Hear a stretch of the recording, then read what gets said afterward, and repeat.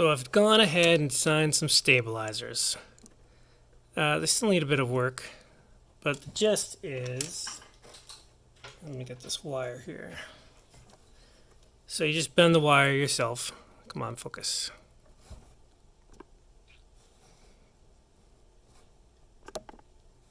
So you bend the wire yourself, and it will go into, the stems here, where a magnet would normally go, right there. And I need to make the hole bigger and a bunch of other stuff. Come on, camera, focus. There we go. And it works, but it has a tendency to get stuck down. And it's getting stuck down because I don't know if it's because this board is flexing. Because if I put it flat, yeah. If I force it to be flat, it seems to work better. So maybe it's just the board is warping. But yeah, it gets stuck down because the return force on this particular type of switch is kind of weak at the lowest point. So I might incorporate like a little bit of magnet that just pushes itself back up underneath here because I got plenty of space. I don't know, it requires some experimentation. Once I got the bar on there, and I also need to find a place to clip the bar. Maybe I'll just clip it to the side here, or even all the way back here and have it wrap around. I don't know.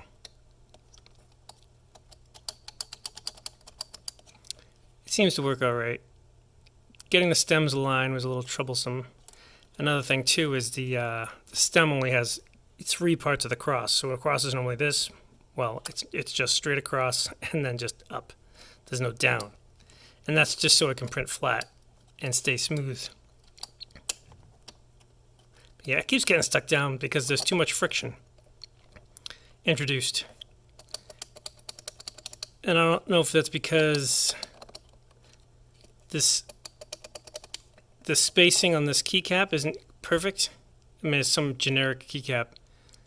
And it does look like, you can see it's like to the outside over here, and it's also to the outside over here. So maybe this plate pattern isn't right. I didn't even check it. This is something a buddy of mine had me print for him. I didn't even check to make sure that it's accurate. But yeah, if I bend it this way, yeah, maybe this top plate is just a little too bendy, and it's causing these to be cattywampus. Another thing I can do is I don't really need these sidewalls. I can just get rid of them. All I need is the top part, because it's just a stabilizer. I don't even worry about wobble, because the metal bar will be clipped somewhere either here or here. Another option is I can just make a switch body that spans the whole width. Yeah, so sometimes it works fine, and other times it does not. I guess I don't know. Needs exploration. I think I'll get the metal bar clip part working, and I'll bend some metal bars, and we'll see how much that impacts the performance. But it's pretty chonky. It's basically just a stem that I extended out. So this is all just hollow space here, taking up space. I can probably clear that out. But it prints like this, though. It prints flat like that. So it's hard to remove material in the middle here. I might as well just let the 3D printer do it, because it's mostly hollow in there. It's mostly air. So it's not like that much of a waste. But it does fit, Needs a bit of, it needs a bit of experimentation. And these are super loosey. Loosey-goosey, too. These are like 0.4 tolerance stems on either side here.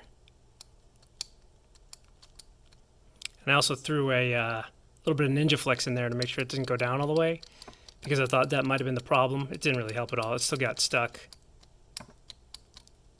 Of course, now it's not getting stuck because I don't know. Maybe it really is just the plate. Nope, because it did it that time. Yeah, something about these two are adding too much friction. And I think it's because these stems aren't perfectly straight. I don't know. Requires investigation. That's all I can say. But it is, in theory, it's just about perfect. Should work. We'll see. That's what I'm working on right now. Last little bit before I get my full keyboard Complete.